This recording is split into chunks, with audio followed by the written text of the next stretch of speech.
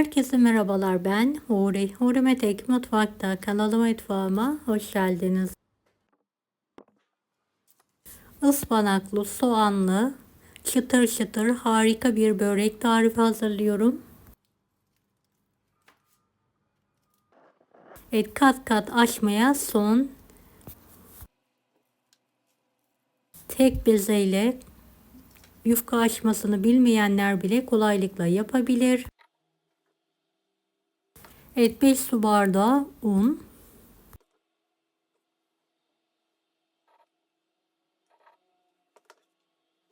2 tatlı kaşığı toz şeker, yarım paket kuru maya, 2,5 tatlı kaşığı tuz, 2 su bardağı ılık su. Oldukça yumuşak bir hamur hazırlayalım.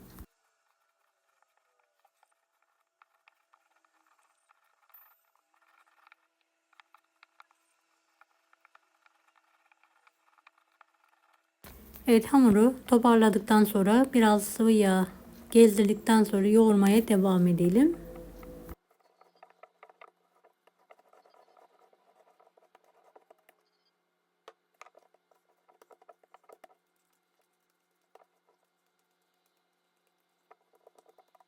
Üzerini kapatarak 5-10 dakika dinlenmeye bırakalım. Tavaya sıvı yağ alalım. 2 adet piyazlı kuru soğanı ekleyerek karamelize olana kadar kavuralım.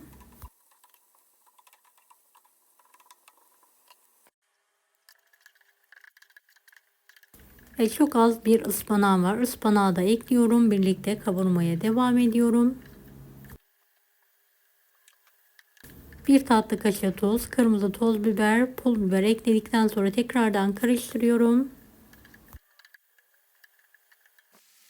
Altını kapatarak soğumaya bırakıyorum. Evet, bezeyi inceltebildiğimiz kadar inceltelim merdane yardımıyla.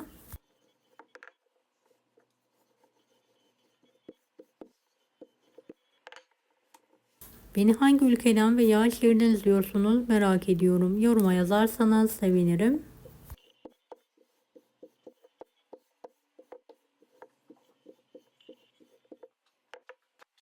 Evet, bu büyüklük yeterli olacaktır.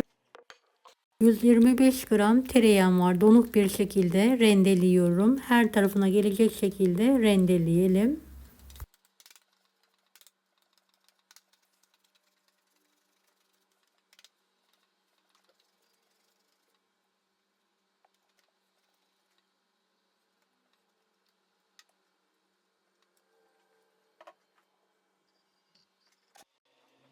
Şöyle bol bol rulo şekilde saralım.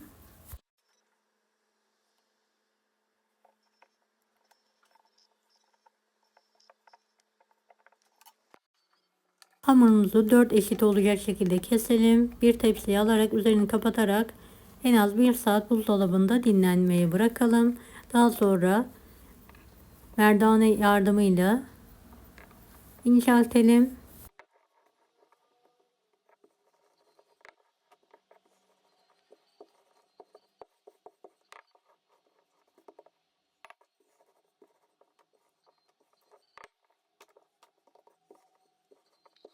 Evet, ikiye katlıyorum. Kare şekline gelince tekrardan açabildiğim kadar açıyorum.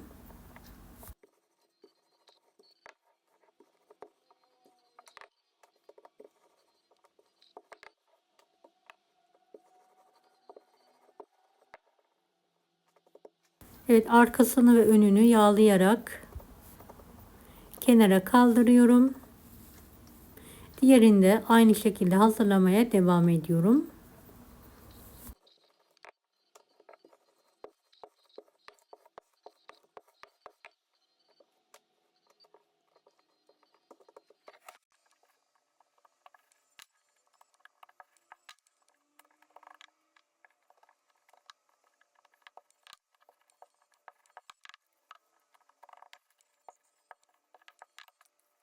Evet, yağladığımız hamurları tezgahın kenarına alarak şöyle 5-10 dakika dinlendirmeye bırakalım. Evet, açabildiğimiz kadar inceltelim. Şöyle 4'e kesiyorum.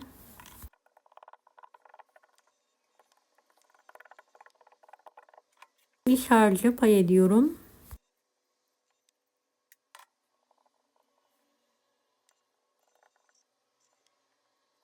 Ve videodaki gibi katlayarak böreğime şekil veriyorum.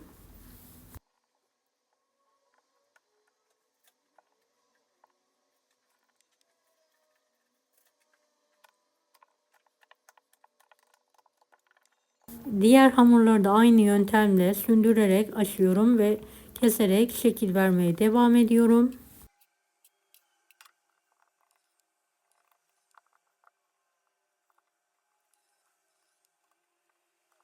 Dilediğiniz iç harçla bu böreği hazırlayabilirsiniz.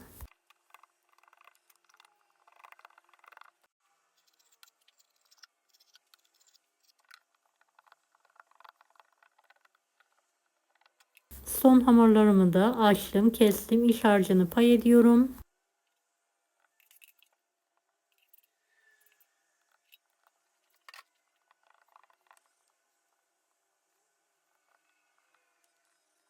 Katlıyorum ve en son fırın tepsisine aralıklı olacak şekilde alıyorum.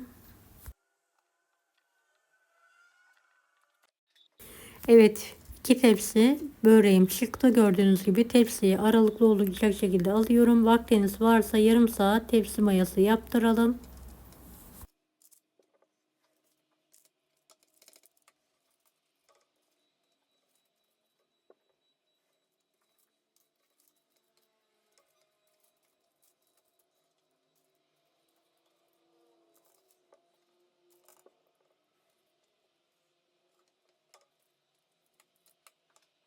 Üzerini kapatarak dinlenmeye bırakıyorum.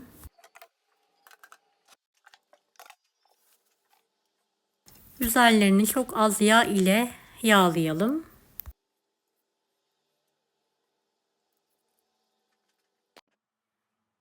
...160 dereceli fanlı fırında üzeri nar gibi pişene kadar, kızarana kadar pişirmeye bırakalım. Fırından çıkartıyorum ve kendi halinde soğumaya bırakıyorum. Evet, puf puf her katı ayrılıyor. Çok lezzetli oldu.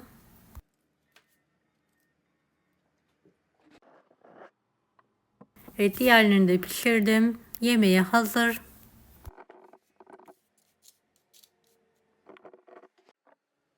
Deneyecek olan herkese şimdiden kolaylıklar dilerim. Allah'a emanet olun. Hoşça kalın.